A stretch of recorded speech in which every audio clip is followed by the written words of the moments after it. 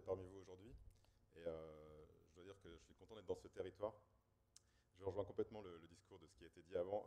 Donc, je suis OPO, Michael Ventin, je suis le directeur associé d'un cabinet de conseil qui s'appelle OPO. On a la caractéristique d'être un cabinet de conseil, mais on est aussi des militants du monde industriel. On pense que l'industrie, c'est sexy et que c'est un secteur qui est ultra important, pas seulement pour l'économie, mais que c'est un régulateur social. Je m'explique. L'industrie, c'est 10% du PIB, c'est 75% de nos exportations. Donc, c'est fondamental pour notre balance commerciale. Ce n'est pas juste un secteur parmi tant d'autres. C'est un secteur qui a traditionnellement, dans notre culture, toujours faire le lien entre les territoires et les métropoles, qui sont les métropoles qui attirent naturellement les talents. Et donc, c'est un secteur qui est hyper important pour faire cette connexion. Et en général, les usines, elles ne sont pas à Paris, Lyon et Toulouse, elles sont à Chalon-sur-Saône, à Limoges, à Carmaux. Et donc, moi, en tant que consultant, je passe mon temps dans les usines et je suis beaucoup plus dans ce qu'on appelle la France des territoires que dans les métropoles. Ceci dit, quand je passe aussi la moitié de mon temps à Paris et je constate que beaucoup de jeunes, effectivement, sont attirés par les startups, etc. Et je pense que le gros enjeu de l'industrie, c'est de réussir à faire le pont entre ces deux mondes. Et donc, j'espère que je vais vous convaincre dans les 30 minutes qui viennent que justement, l'industrie du futur, c'est cette chance de réconcilier deux mondes. Le monde du digital, avec tout ce que ça génère, avec des enjeux, des risques, des défis, mais aussi de grosses opportunités, et le monde de l'industrie traditionnelle. Et il y a un nouveau secteur qui est en train de naître, en fait, qui est l'hybridation de ces deux secteurs, qu'on appelle l'industrie du futur ou l'industrie 4.0, qu'on appelle en fait comme on veut, mais qui est un secteur qui est porteur de plein d'espoir pour l'avenir de notre pays notamment, parce qu'on a plein de forces dans ce nouveau monde. On est super fort sur le logiciel, on a des super ingénieurs, on a une tradition de métier industriel très forte. Moi, j'ai fait 4 missions dans ce territoire. Il y a une mission dans l'industrie lourde, une mission dans la maroquinerie de luxe, une mission dans la construction de machines. Donc, c'est des secteurs qui sont très variés. L'industrie n'est pas unique non plus. C'est un secteur qui est divers et qui fait qu'on peut à la fois faire une carrière dans l'industrie, mais aussi une carrière qui soit diversifiée, qui soit sur des métiers différents, sur des choses très différentes, et qui soit connectée à des choses qui soient à la fois physiques et immatérielles. Donc voilà, j'essaie de vous convaincre de tout ça. Et puis dans le cours de la présentation, il y aura une première partie qui sera assez générale sur notre vision panoramique de ce qui se passe. On a l'occasion d'intervenir à la fois dans des groupes, des PME et des entreprises de taille intermédiaire, donc on a une vision assez générale. Et ensuite, je vous donnerai ce que je pense être les clés pour réussir cette transition, parce que ce n'est pas facile pour un dirigeant de PME ou un dirigeant industriel dans un groupe aujourd'hui de comprendre comment aborder toutes ces nouvelles technologies et de transformer son entreprise. Donc, c'est quoi l'industrie du futur? Pour moi, c'est ça, c'est la réunion des deux mondes. Donc, le monde de l'industrie traditionnelle, là vous avez Henry Ford, et puis le monde du digital. La question, en fait, c'est, et on va en parler tout à l'heure, il y a plusieurs questions. Il y a la question des compétences, ça a été abordé. Il y a une question qui est fondamentale aussi, c'est une question de modèle. On a besoin tous de modèles pour se transformer. Et on aurait besoin d'un modèle, une entreprise qui soit un peu une entreprise qui permette de s'inspirer des principes fondamentaux pour se transformer. Donc aujourd'hui, une des questions, par exemple, c'est qui sera le nouveau Toyota? Toyota a longtemps été une entreprise qui a tiré la transformation du monde industriel parce qu'il y avait des principes qui étaient assez forts. Donc qui va être le nouveau Toyota dans ce nouveau monde? C'est une des questions. Et en tout cas, je ne sais pas qui ça sera, mais je pense que s'il y a un dirigeant qui émerge, j'espère que ce sera une femme jeune comme ça, et qu'elle voilà, elle aimera le digital, et que du coup, ça va changer aussi les états d'esprit vis-à-vis de l'industrie. Alors, qu'est-ce que l'industrie du futur? Quand les gens pensent à l'industrie du futur, je vais y arriver, ils pensent surtout à ça en fait. Donc, il y a plein de nouvelles technologies, c'est sympa, mais en fait, c'est quand même difficile de s'y retrouver. Donc, nous, on a l'habitude de dire que c'est bien de regrouper ces technologies par briques. Et en fait, ce qui est derrière tout ça, c'est une chose, c'est la donnée. En fait, la vraie transformation, c'est la transformation de la donnée. Comment j'acquiers des données, comment je les transforme, comment je transforme la donnée en ordre physique. Donc, si vous voulez, vous avez les technologies qui permettent de capturer les données, l'Internet des objets, etc. Les technologies qui permettent de les analyser, le big data, l'intelligence artificielle. Les technologies qui permettent de transformer cette donnée, donc les solutions digitales, les applications, les MES, tous ces gros systèmes qui permettent de transformer les données. Et ensuite, vous avez toutes les technologies du réel, donc la robotique collaborative, l'impression 3D, etc. Et c'est là où le pont se fait avec l'industrie traditionnelle, c'est-à-dire que vous avez la donnée qui, à un moment donné, va se transformer en ordre physique et donc va se transformer en produit. Mais en fait, le monde, maintenant, il hybride les deux, parce que le produit, quand il est vendu, souvent, il nous redonne de la donnée qui permet de vendre des services aux clients. Donc c'est cette donnée qui a un changement fondamental, et c'est par là, d'ailleurs, que la plupart des acteurs du digital pur, les Amazon, etc., ils utilisent cette donnée pour vendre des choses aux clients. Alors, ceci étant dit, cette révolution, elle est loin d'être que sur la technologie, en fait. C'est une révolution en trompe-l'œil. Vous avez cette révolution technologique, là, vous avez l'exemple du nombre d'objets connectés dans le monde. Il y en a 15 milliards aujourd'hui, il y en aura 80 milliards en 2030. Et donc, c'est l'hyperconnexion. On est tous hyper connectés au quotidien, on a des smartphones, etc. Ce qui se passe dans les usines, c'est la même chose. Les opérateurs sont de plus en plus connectés. Mais ça veut dire quoi en termes de management? Ça veut dire que les gens qui ont accès à l'information, de plus en plus, sont les gens qui sont sur le terrain, dans l'atelier. Un opérateur, de plus en plus, il envoie des ordres de fabrication en direct vers l'extérieur de l'usine, il reçoit des choses de l'extérieur. Ça veut dire quoi? Ça veut dire que toutes les fonctions support doivent évoluer, parce qu'elles étaient entre cet opérateur et l'extérieur. Ça veut dire que le management doit évoluer, parce que, par définition, le management était celui qui avait l'information et qui prenait les décisions, qui accompagnait en fait la transition. Deuxième mouvement, c'est un mouvement qui est celui que j'évoquais, qui est l'hyperconnexion. Les chiffres que vous avez ici viennent de Pierre Vels, qui est un sociologue. Il a montré qu'en fait, dans le monde, il y a 10 hubs qui regroupent 40% du PIB et 75% de la R&D. Ça veut dire quoi? Ça veut dire qu'il y a des agrégats qui se font autour de gros hubs dans le monde, parce que les talents sont attirés par ces hubs. Donc c'est Pékin, Shanghai, New York, etc. La question du coup, c'est quand je ne suis pas dans ces hubs, comment je fais quand je suis un industriel, que je suis ici à Chalon-sur-Saône par exemple, comment est-ce que je fais pour m'en sortir? On fait ce qui se passe aujourd'hui, c'est-à-dire se connecter à son écosystème. Donc je suis hyper content de participer à cette journée, je pense qu'elle est très importante. C'est aussi tout ce qui se passe au niveau de BPI France, de ce que font les grandes régions, de ce que font donc les agglomérations, de ce que font les pôles de compétitivité, les écoles. Donc tout ça, c'est fondamental parce que si je suis un industriel PME isolé, aujourd'hui, c'est très difficile de s'en sortir parce que je n'aurai pas accès à tous les talents dont j'ai besoin. Le troisième point, c'est sociétal économique. Les nouvelles générations, elles s'en attendent surtout d'usage. En fait, les produits, on a pu focaliser sur la possession, on veut surtout pouvoir utiliser le produit. Donc, le produit iconique, par exemple la voiture, à terme, ce sera une voiture qui sera autonome, elle sera partagée. Quand elle sera dans le garage, on pourra éventuellement la mettre en disposition comme Airbnb, mais à disposition des appartements, on pourra mettre à disposition sa voiture. Donc ce sera plus un objet d'usage qu'un objet de possession. Et cette transformation-là, elle traverse le monde industriel. Donc ça veut dire que c'est un changement dans la façon de réfléchir à ce que je produis, à mon modèle d'affaires quand je suis un dirigeant. Et le dernier point, c'est le progrès exponentiel. En fait, ces technologies, ce qui est perturbant aussi, c'est qu'elles évoluent beaucoup plus vite qu'avant. On a l'habitude dans l'industrie des lois linéaires, parce que la matière se transforme toujours de manière linéaire. Or, ce progrès, il est exponentiel. C'est le monde des startups, c'est exponentiel. Quand vous voyez les startups qui valent des milliards, là, souvent, la plupart, elles n'existaient pas il y a 10 ans. Donc, la capitalisation boursière évolue comme ça, les technologies évoluent comme ça, avec la loi de Moore. Donc, s'habituer au niveau du cerveau à des lois qui ne sont pas linéaires, c'est pas facile. Donc, comprendre ce progrès exponentiel, c'est pas facile. Et donc, acquérir ces compétences, c'est pas facile. Alors, ayant dit cela, qu'est-ce que c'est que l'industrie du futur? Souvent, on me demande, oui, mais vous n'avez pas une définition parce que c'est vague, quoi, on entend parler et tout. Mais... Alors, ce qu'on dit, nous, c'est que c'est tout simplement l'hybridation, justement, de ces deux mondes, le monde du digital, des nouvelles technologies, avec le monde de l'industrie traditionnelle.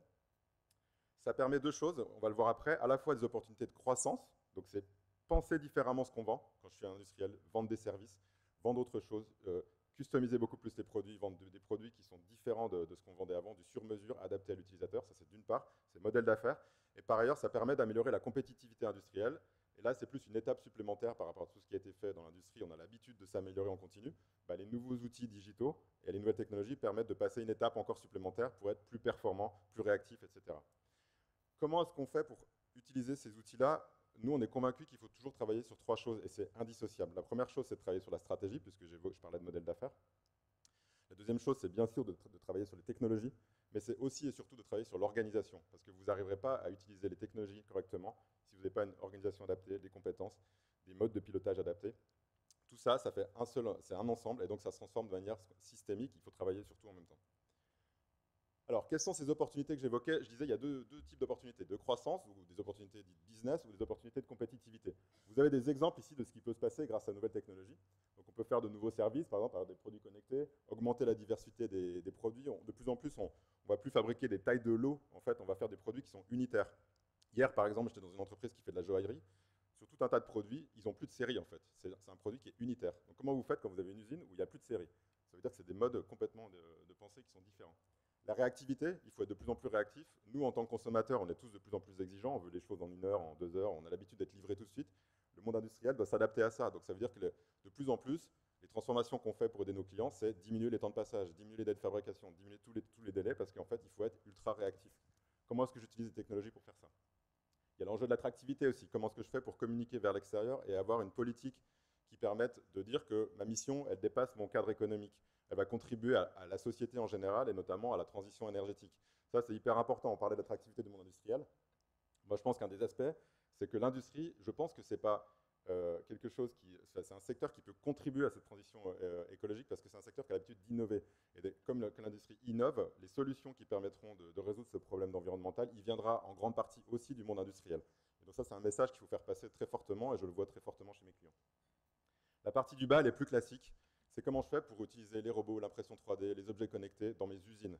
Donc pour produire différemment, planifier différemment, avoir des process qualité qui s'adaptent à ces nouvelles technologies, vendre différemment aussi, parce que les métiers sont de plus en plus entremêlés les uns dans les autres. Donc avoir des modes de leadership qui soient différents. Alors, quand vous voyez, les chiffres que vous voyez là-bas, c'est le pourcentage d'investissement. Et ce qui est à gauche, c'est le plus important, c'est que ces leviers de l'industrie du futur, il y a eu une étude récente qui montre que ce sera 10 à 25% de la croissance dans les 5 années à venir du monde industriel qui seront liés à ces leviers. Ça veut dire que c'est des leviers qui sont fondamentaux pour l'avenir de l'industrie. Ceci dit, la transformation, elle est lente. Pourquoi est-ce qu'elle est lente? Donc là, vous avez des chiffres intéressants qui viennent en haut de OpinionWay, donc c'est en France, et en bas de Pricewater, donc c'est une étude mondiale. Voilà ce que disent les dirigeants. Donc il y en a 54% qui pensent que c'est une opportunité, l'industrie du futur. À peu près 80-85% qui pensent que ça fera gagner en efficience, ça fera gagner en personnalisation, etc. Mais ceci dit, la plupart, donc à peu près les 3/4, vous voyez en bas, pensent qu'ils n'ont pas les bonnes compétences et qu'ils n'arrivent pas à aller assez vite par rapport aux besoins de leurs clients. Pourquoi? Il y a au moins, de notre point de vue, 5 raisons, et je vais en détailler 3 tout à l'heure. Le premier point, c'est cette loi exponentielle. Je parlais de la difficulté à comprendre une loi qui est exponentielle. On n'a pas l'habitude de ça. On va parler juste après du modèle Tesla. Une des raisons pour lesquelles, à mon avis, le grand public a du mal à comprendre Tesla, c'est qu'en fait, c'est une start-up. Une start-up, c'est un modèle d'affaires qui est exponentiel, ça perd de l'argent au départ, et une fois que le modèle est prouvé, ça grandit très vite. Donc cette loi exponentielle, elle n'est pas naturelle. Deuxième point, les contradictions. Je suis un patron d'entreprise, on me dit qu'il faut être super agile. En même temps, il faut que j'investisse des gros tickets sur la technologie, donc mettre en place des serveurs, du Wi-Fi, mettre de la cybersécurité. Ça coûte très cher. Il n'y a pas forcément un retour sur investissement rapide, mais en même temps, on me dit qu'il faut être agile. Donc, il faut avoir des solutions qui sont agiles, qui s'adaptent vite. Comment je fais pour réconcilier ces deux mondes-là? J'ai à la fois besoin de capitaliser sur l'énergie de mes équipes, donc quelque chose qui vient plutôt par le bas, pour mettre en place des solutions agiles, des smartphones dans les ateliers, etc. Donc plutôt laisser la main et l'autonomie aux équipes, mais en même temps, le monde ne s'est pas simplifié. Il faut quand même que j'ai une stratégie, que j'ai une vision, que tout ça, ce soit cohérent. Comment je fais pour réconcilier cette vision par le haut et cette vision par le bas? Donc il y a des contradictions qui ne sont pas évidentes à réconcilier. Et enfin, 3 autres points, donc le manque de compétences. Donc ça, vous avez commencé à l'évoquer, c'est effectivement un point qui est important. Si je suis un patron de PME aujourd'hui, j'ai du mal à trouver des compétences actuelles, chaudronnier, usineur, etc. Tous les jours, les patrons me disent ça, ils n'arrivent pas à trouver ces compétences, et c'est lié exactement à ce que vous disiez, monsieur Martin. Je pense qu'on a un peu abandonné, malheureusement, ces filières-là pendant tout un moment en France, et ça revient, heureusement, mais ça va prendre du temps. Mais du coup, comment je fais pour trouver les compétences du futur? Les compétences du futur, c'est des informaticiens industriels, c'est des automaticiens, c'est des gens qui connaissent les objets connectés, c'est l'impression 3D, c'est l'intelligence artificielle. Donc c'est encore plus compliqué. Le deuxième point, c'est l'absence de modèle d'organisation. Donc, comme je le disais, il y a toujours eu des modèles d'organisation qui ont permis de faire les transitions, les révolutions industrielles. La première, ça a été le Fordisme. Ensuite, il y a eu le Toyotisme. Donc, quel est le modèle qui émerge dans la 4e révolution industrielle? On va voir juste après que nous, au PE, on porte une conviction. On pense que ce modèle, c'est le teslisme, qui peut être inspiré du modèle de l'entreprise Tesla, mais surtout des vitrines de l'industrie du futur et de ce qu'elles ont dans leur gène qui fait qu'elles sont adaptées à ce nouveau monde. Et enfin, le dernier point, c'est l'absence de méthodologie de transformation. Quand je veux partir d'un point A à un point B, c'est bien de savoir où je veux aller, mais dans l'industrie, on sait tous très bien que la vraie difficulté, c'est le chemin. C'est comment je fais pour y aller, par où je passe, par quoi je commence, etc. On en parlait juste avant avec Alain De Villers, qui a une longue expérience industrielle. En fait, la difficulté, c'est pas seulement de se dire ce que je fais, c'est comment je le fais, comment j'implique les gens, comment je fais que la transformation fonctionne au quotidien, comment je me confronte au physique aussi, parce que l'industrie, c'est se confronter au physique. Je vais balayer ces 3 points-là, du coup. Le premier point, c'est le point des compétences. Là, vous avez une étude qui a été faite par le World Economic Forum. En bas, vous avez le pourcentage du temps travaillé par les hommes et les machines en 2000, donc aujourd'hui, 18. 70% en gros par les hommes, 30% par les machines. En 2025, vous aurez 50% du temps qui sera travaillé par des machines, 50% par des hommes. Donc, c'est une transition dont il faut avoir conscience. Il ne faut pas en avoir peur, mais ça va arriver. Le deuxième point qui est très important, c'est quelles sont les compétences dont on va avoir besoin. On passe des compétences qui sont à gauche, qui sont des compétences classiques qu'on retrouve dans beaucoup de milieux. Et grosso modo, tout ce qui est aujourd'hui répétable sera remplacé par la machine. Et en fait, on aura besoin de plus en plus de quoi? D'empathie, de gens qui résolvent les problèmes vite, de créativité, de capacité analytique, de capacité à travailler en groupe. Tout ça, ce sont des compétences qui existent déjà, mais qu'il va falloir cultiver de plus en plus. Et le biais qu'on a en France cognitif, c'est ce que vous disiez tout à l'heure, en fait. Les filières qui sont valorisées, on a l'impression en France que, en fait, ce qui est important, c'est d'avoir plutôt un métier de service, un métier où on réfléchit, un métier cognitif par rapport à des métiers manuels. La vraie distinction, c'est pas ça. C'est pas manuel contre cognitif, c'est les métiers qui sont répétables seront peut-être effectivement menacés ou devront évoluer, et les métiers qui ne le sont pas sont des métiers où on pourra faire carrière. Donc un exemple, un maçon a un bon avenir, parce qu'un maçon, c'est quelque chose qui est pas répétable, qui est hyper diversifié, etc. C'est un métier qui va prendre, enfin, en tout cas, qui va peut-être devoir se transformer, mais qui va perdurer.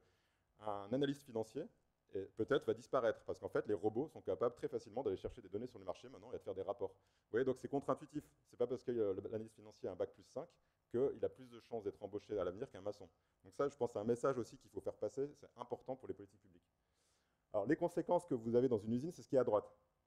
C'est qu'on va changer de tâche de plus en plus fréquemment, parce que ce que je disais tout à l'heure, on aura de moins en moins de séries, donc l'homme devra s'adapter à des tâches qui changent beaucoup. Il y aura travailler avec les machines, donc hybrider le travail de l'homme et de la machine, anticiper beaucoup plus les tâches que de les faire, favoriser l'autonomie des équipes, ça c'est lié à ce que je disais tout à l'heure, les solutions viendront de plus en plus du terrain, parce que c'est là que sont les données qui permettent de progresser. être capable de résoudre les problèmes vite. Moi, mes clients qui sont les plus adaptés, enfin, qui réussissent le mieux, sont ceux qui ont nos équipes qui arrivent à résoudre très vite les problèmes. Il n'y a pas moins de problèmes qu'avant, il y en a même plutôt plus. Donc ceux qui sont bons, c'est ceux qui résolvent les problèmes vite et qui apprennent très vite. Et dernier point, sur les fonctions support, il va y avoir une transformation à faire. Je prends un exemple. J'ai un client qui est en train d'essayer quelque chose. Il a donné la responsabilité à ses équipes de l'embauche. C'est-à-dire que le chef d'équipe, il a une équipe de 20 personnes. Bah, ce sont les 20 personnes qui décident quel opérateur ils vont embaucher s'il y a besoin d'embaucher un opérateur. Vous imaginez la révolution que c'est. Alors c'est beau, c'est bien, ça va dans le sens de l'autonomisation. Mais il y a des fonctions qui avaient ce rôle en fait. Les RH qui étaient censés embaucher les gens, qui étaient censés standardiser, ou même le directeur de l'usine s'il a plus son mot à dire. C'est une vraie transformation d'état d'esprit. Si on veut donner de l'autonomie, ça veut dire que derrière, bah, ça transforme les façons de travailler, pas que des gens qui sont sur le terrain, mais aussi des fonctions support. Alors je passe sur le modèle. J'ai dit le deuxième point, c'est le modèle d'organisation. Dans toutes les révolutions industrielles, vous avez le bas, là, la technologie qui évolue, donc c'est les différentes révolutions industrielles. La partie haute qui est l'évolution de la société, hein, les infrastructures, ensuite il y a eu la production de masse au début du XXe, la globalisation et maintenant l'économie de l'usage. Il y a toujours eu un modèle qui a permis de catalyser la technologie avec l'évolution de la société. Donc j'ai dit, il y a eu la mécanisation, le Fordisme, le Toyotisme. Et donc la question c'est, quel est le nouveau système qui permettra de faire ce point-là?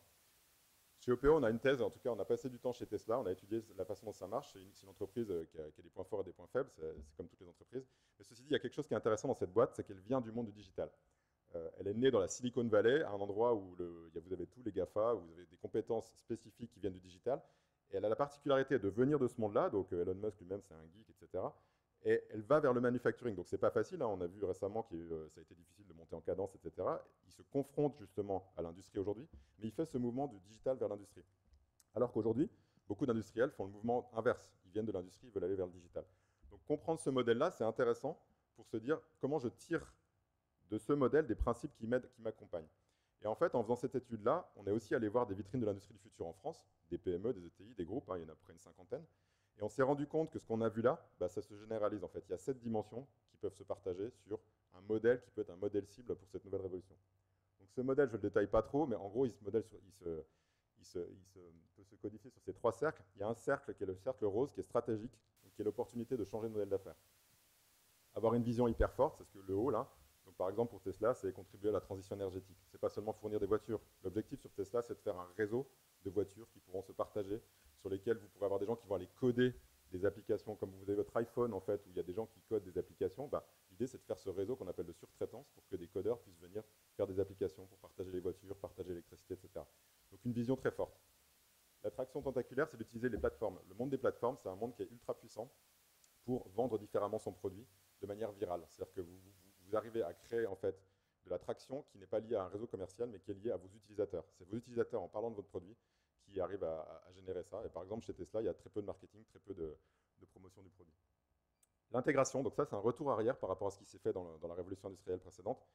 Malheureusement, dans la révolution industrielle précédente, il y a eu une course en fait sur les coûts au départ, et qui s'est traduit justement par des concurrences entre les périphéries des grands pays industrialisés. Ce qui s'est passé, c'est que traditionnellement, la périphérie alimentait la métropole alimentait la périphérie. Et en fait, avec les supply chains qui se sont mondialisés, il y a eu une course à offshorer, sous-traiter, aller en Europe de l'Est, puis en Chine, etc. Ce qui s'est passé, c'est 2 choses. Du coup, on s'est rendu compte que ça, c'était bien, mais que ça générait beaucoup de stock et qu'en termes de réactivité, c'était pas super. Et l'autre point, c'est un point social, c'est que petit à petit, dans ces zones où il y avait qui étaient des territoires d'industrie, bah, il y avait commencé à avoir des problèmes en fait, parce que l'industrie avait un rôle important pour le commerce de proximité, et donc il y a eu des tensions, et on le voit encore hein, dans ce qui se passe dans l'actualité en France. Donc, un point important, c'est l'intégration, c'est que ce qu'on voit chez beaucoup de nos clients, c'est qu'il y a une vraie réflexion sur un retour en fait de certains métiers, pas tous, de certains métiers à proximité, en tout cas ceux qui sont importants. Il y a une tendance à la réintégration. Donc, je prends un exemple. Le polissage dans le métier du luxe, c'est un métier qu'on a eu tendance à aller faire de plus en plus au Portugal, dans l'Europe de l'Est, etc., parce que c'est un métier qu'on peut facilement sous-traiter. C'est un métier qui est en train potentiellement de revenir en France parce qu'on va trouver des solutions technologiques avec des robots pour le réintégrer. Donc voilà, donc il y a cette réflexion de réintégration. Le cercle qui est au milieu, c'est le cercle bleu. C'est tout simple, ça consiste à augmenter son système industriel. Ça veut dire qu'on va raisonner comme avant, sauf qu'on va chasser des gaspillages du 21e siècle. C'est quoi les gaspillages du 21e siècle?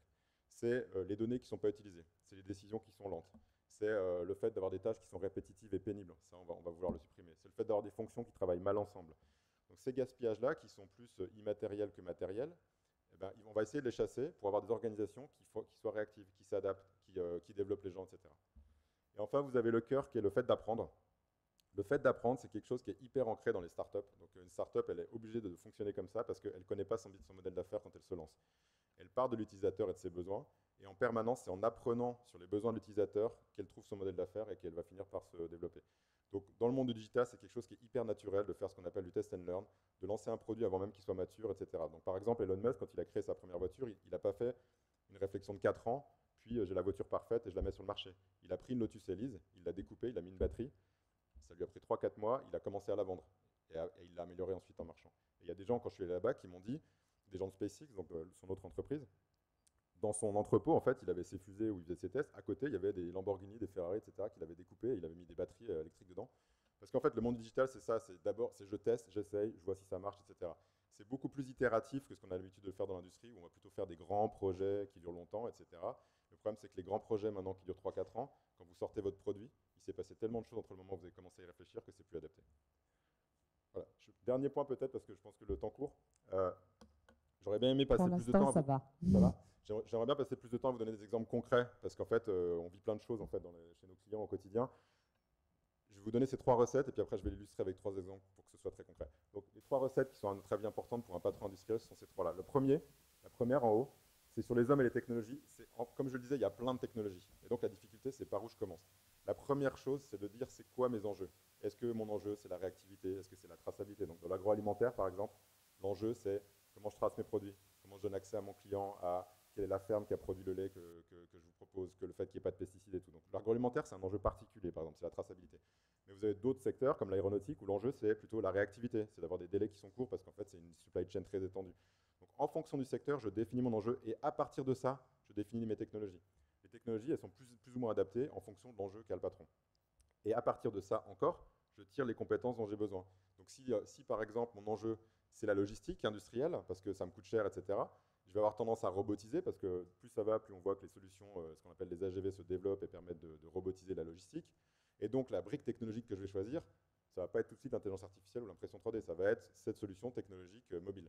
Donc, c'est d'abord de prioriser et ensuite d'utiliser la techno. La technologie, ce n'est pas un hobby, on ne met pas la technologie parce que ça nous fait plaisir. Le deuxième point, c'est sur la méthode de transformation. C'est d'être capable de faire ce que je disais tout à l'heure par le bas, du test and learn, c'est-à-dire de tester des solutions agiles et d'avancer pas à pas, mais en même temps d'avoir une approche qui est intégrée. Et ça, c'est pas facile. Je prends un exemple. On accompagne aujourd'hui justement une boîte qui fait du fromage. En fait, ils ont une problématique, c'est qu'ils essayent par le haut d'imposer un système qu'on appelle un MES, donc c'est un système qui permet de piloter la production en temps réel. Ils ont du mal à le faire. Et de l'autre côté, les 70 usines, ils ont laissé une autonomie totale aux usines pour décider de ce qu'ils voulaient faire avec le digital. Chacune des usines a mis en place des petites solutions agiles, donc des solutions de tour de terrain, des solutions pour mesurer la qualité, etc. Comment vous faites pour réconcilier ça, en fait? Pour réconcilier l'énergie des usines qui ont testé des choses parce qu'elles avaient envie, et puis le haut qui a besoin quand même à un moment donné de réintégrer, d'avoir des solutions qui soient robustes et puis qui puissent soient maintenables. La bonne solution, en fait, c'est d'avoir quelque chose qui soit systémique et qui permette de se développer pas à pas en intégrant justement les deux dimensions. C'est pas l'un ou l'autre, c'est les deux ensemble, en fait. Donc il faut absolument que les métiers soient beaucoup plus proches qu'avant, et notamment, ce qui est nouveau aussi, c'est que le monde des opérations dans les entreprises, donc la production, la supply chain, les achats, etc., doit apprendre à travailler au quotidien avec le monde du digital et de l'informatique. Ce n'est pas deux services. Ceux qui sont bons dans ce nouveau milieu, je prends l'exemple de Cuisine Schmidt par exemple, je ne sais pas si vous les connaissez, ils sont en Alsace, vous connaissez Cuisine Schmidt, mais la boîte qui fait Cuisine Schmidt, ils sont en Alsace. Typiquement, c'est une usine où il y a 170 personnes, ils arrivent à fabriquer une usine en un jour. Ils sont passés de 20 jours à un jour en 10 ans, parce qu'ils ont fait plein de choses, et ceux qui ont déjà eu l'occasion de voir cette usine, elle est incroyable. C'est quoi la clé? C'est qu'en fait, sur 170 personnes, il y a 20 informaticiens industriels dans l'usine en permanence. Donc en fait, l'informatique, ce n'est pas une fonction à côté, c'est une fonction de l'usine en fait. Donc c'est de se dire, informatique, opération, c'est une seule équipe en fait, c'est plus deux équipes. Dernier point, ce qui est à droite, c'est sur la stratégie et les modes de leadership. Il faut être capable de penser grand. Donc typiquement, si je prends Tesla, penser grand, c'est ce que je disais tout à l'heure, lui, il veut même aller sur Mars, donc c'est particulier, mais on va dire avoir une pensée en fait où on a un modèle d'affaires en rupture, mais en même temps, il faut rester concret. Qu'est-ce qui fait qu'en fait, ça marche quand même, ces entreprises? Ça avance plus ou moins, il y a des difficultés et tout, hein, mais Elon Musk, quand j'étais là-bas, on le voit dans l'atelier en fait. Il dort littéralement. Alors c'est extrême, mais il prend son sac de couchage, il dort dans l'atelier. Il est avec les équipes. C'est hyper horizontal. Au quotidien, il résout les problèmes avec les équipes. C'est le patron, il est là en fait. Et ça, c'est pas nouveau parce que vous tous qui êtes industriels ici, vous savez très bien que c'est important pour un patron d'être exemplaire et de passer du temps avec les équipes. Mais moi, je pense que contrairement à ce qu'on croit, cette nouvelle révolution, c'est pas celle de la déconnexion où le patron il est loin de tout le monde, c'est l'inverse. C'est que les patrons qui arrivent dans ce monde-là, c'est ceux qui passent encore plus de temps sur le terrain pour ce qu'on disait tout à l'heure, comprendre les données, comprendre ce qui se passe, voir les opportunités, etc. Donc c'est encore plus important qu'avant. Alors peut-être, je ne sais pas si on a le temps de donner des exemples. Ouais, ok. Alors, je vais avancer du coup, essayer de trouver les bons. J'ai plusieurs demandes d'exemples. Ouais, exemple. Oui. Donc, Cuisine Schmidt, je vous en ai parlé. Donc ça, c'est, je sais pas, certains connaissent cette usine, ils y sont déjà allés ou pas? Bon, si c'est pas le cas, bon, c'est en Alsace, c'est pas tout près, mais ça vaut le coup d'y aller. Si vous, bon, vous avez aussi des vitrines ici dans le coin, hein, donc voilà. Mais en tout cas, chez eux, c'est vraiment intéressant. Le chiffre que vous voyez en bas, c'est le temps de passage pour faire une cuisine hein, dans l'usine. Donc là, vous voyez l'usine. Ils sont passés de 20 jours à 1 jour. Si bien qu'en fait, ils ont arrêté d'essayer de diminuer ce temps-là, parce que ce qui est goulot maintenant, évidemment, c'est plus l'usine, hein, c'est la distribution, etc. Donc eux, ils sont juste ultra performants. Qu'est-ce qui fait que ça marche? Premièrement, ultra connecté. Donc quand vous êtes dans une boutique et que vous dessinez votre cuisine, ça arrive directement dans l'usine. Il n'y a pas d'intermédiaire, c'est le même plan, il arrive dans l'usine. Deuxièmement, dans l'usine, vous avez ce que je disais tout à l'heure, informatique industrielle poussée à fond, avec des modèles, des algorithmes à chaque étape pour savoir comment est-ce qu'on va découper les choses. Un niveau d'utilisation digitale dans les équipes très fort, mais aussi, et ça c'est hyper important, une implication des équipes très très forte. Donc dans cette usine-là, il y a beaucoup de pilotage, il y a des managers qui sont sur le terrain, qui passent du temps à résoudre les problèmes, etc. Donc une boîte vraiment impressionnante. Le 10 puissance 50, c'est le nombre de références qu'ils peuvent faire de cuisine. Donc enfin, grosso modo, hein, c'est presque l'infini. Et ce qui était marrant, c'est la phrase qu'a évoquée Boris Herman, là, qui est là quand on a travaillé avec lui. C'est de dire qu'en fait, si vous envoyez de la série dans cette usine, si vous envoyez plusieurs cuisines de la même sorte, genre 10 ou 20 cuisines de suite, vous arrêtez l'usine. Parce qu'en fait, elle est dimensionnée pour passer de la variabilité. Elle est dimensionnée pour passer des produits qui ne sont jamais les mêmes. Donc c'est tellement une façon de penser qui est différente, c'est que eux, la série, ils ne peuvent même pas en faire, en fait. Je trouvais ça hyper intéressant. Deuxième exemple, usine de fromage. Alors là, on est dans l'exemple de, on va faire quelque chose de local. Donc évidemment, comme vous vous en doutez, dans l'agroalimentaire, la grosse question, c'est, il y a peut-être des gens qui sont dans l'agroalimentaire dans la salle, c'est cette question de la traçabilité, du risque de contamination, et c'est quelque chose qui peut tuer une boîte. On l'a bien vu sur ce qui s'est passé sur Lactalis, etc. C'est quand même quelque chose qui est hyper important. Donc, on a tendance à mettre ceinture et bretelles, et c'est normal dans les process. Donc là, par exemple, vous avez des cuves, en fait, où quand vous fabriquez le fromage, vous faites de la fermentation au départ, vous devez laver la cuve pour passer en fait, d'un lot à un autre. Mais en réalité, vous le faites pour un niveau de risque bactériologique. Pour être sûr de ne pas vous tromper, vous lavez tous les jours. Mais ça vous prend du temps, c'est à peu près 2 heures par jour. Là, l'idée, c'était d'utiliser le big data. Donc, big data, c'est d'utiliser des données très variées hein, pour pouvoir associer des paramètres. Donc là, typiquement, c'est les paramètres que vous avez là, la pression, température, le taux de gras, les protéines, le type de fromage, la durée, etc. Des paramètres d'entrée. Et on peut, avec les technologies modernes et les analytiques modernes, avoir un nombre de paramètres beaucoup plus important qu'avant, avec un résultat, avec un risque bactériologique. Avec cet algorithme-là, là, on est en train de le tester, ce qui se passe, c'est que vous commencez à créer une boucle où vous pouvez avoir un niveau de confiance qui fait qu'à un moment donné, vous allez avoir une décision de peut-être étaler un peu plus ces contrôles et donc gagner de la productivité parce que vous libérez 2 heures par jour de production. Donc évidemment, c'est une estimation du risque et ça ne se fait pas comme ça, mais vous imaginez que derrière, il y a des gains qui sont énormes en termes de production. Une fois qu'on a fait ça, ceci dit, c'est comment est-ce qu'on le répartit dans toutes les usines. Donc là, c'est l'autre problématique que j'évoquais tout à l'heure, mais en tout cas, avoir ce qu'on appelle des POC, c'est de faire des tests comme ça sur des proof of concept. Donc sur un endroit donné, un périmètre, on va tester une technologie et puis on va voir ce que ça rapporte. Et si ça marche, on va le déployer dans tout le groupe. Peut-être un dernier exemple. Ça, je passe. Alors là, c'est un exemple dans l'automobile. Pour montrer qu'en fait, ce qui est hyper important, c'est les modes de leadership aussi. En fait, c'est une boîte, là, alors c'est en Lorraine, ils sont fournisseurs de colonnes de direction. Ils fournissent des grands constructeurs allemands, donc BM, Mercedes, etc., donc plutôt au niveau de qualité élevé. Ils ont une bonne partie du marché.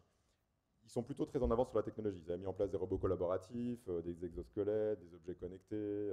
Enfin, en gros, côté technologique, ils sont très en avance. C'est une des usines les plus automatisées que j'ai vues. Mais ceci dit, ils avaient du mal à capturer de la performance. Et en fait, on a travaillé avec eux sur quoi? Sur comment les valeurs de l'entreprise se traduisent par des comportements. Je vous donne un exemple. Une des valeurs, c'était on doit tous travailler comme un seul. Donc en gros, on doit favoriser l'entraide. Une autre valeur, c'était on doit préparer le futur. Et en fait, quand on a passé du temps sur le terrain avec les équipes, qu'est-ce qu'on a vu? Les managers de terrain, ils passaient 80% de leur temps en mode pompier, donc sur des tâches hyper court terme. Il y en a même certains qui produisaient parfois. Le agir tous comme un seul, en fait, la production passait son temps à répondre à des mails avec 50 personnes en copie sur des problèmes, etc. Donc, en fait, il y avait une contradiction forte entre ce que je voudrais être mes valeurs et les comportements des personnes sur le terrain. Et ça, c'est un problème de système et donc de comment ça se traduit. Donc, on les a accompagnés uniquement sur ce sujet-là, de dire comment est-ce qu'on fait pour redéfinir ensemble avec les équipes de manière collaborative les comportements qu'on attend au quotidien. Mais c'est tout le monde, hein. C'est pas que la production, c'est les fonctions support, etc. Et comment on fait après quand on travaille en groupe? une fois qu'on a défini les routines dans lesquelles on est, pour que ces comportements-là, on puisse les observer et que du coup, on adapte tous collectivement nos comportements pour que nos valeurs se vivent dans notre quotidien. Et parce qu'on est conscient que c'est comme ça qu'on améliorera la performance, c'est pas seulement avec la technologie. Donc, tout ça pour dire que cette transformation, oui, elle est technologique, oui, elle est stratégique, mais ça reste une transformation des hommes et de la façon de travailler ensemble. Donc, cette partie-là, il ne faut pas l'oublier, elle est hyper importante. Je pense que c'est naturel, enfin, tous les industriels qui sont ici savent que c'est important, mais encore une fois, et c'est comme ce que je disais tout à l'heure sur un patron d'usine, c'est encore plus important à mon avis maintenant parce qu'il faut être encore plus réactif. L'information, on est noyé sous l'information, donc pouvoir prioriser, challenger, être capable de comprendre ce qui se passe sur le terrain, c'est encore plus important qu'avant. Donc cette dimension-là, elle est hyper importante. Je crois que j'ai fini. J'ai d'autres exemples si vous voulez dans les questions-réponses, mais bon, voilà. Bravo, merci pour cette vision.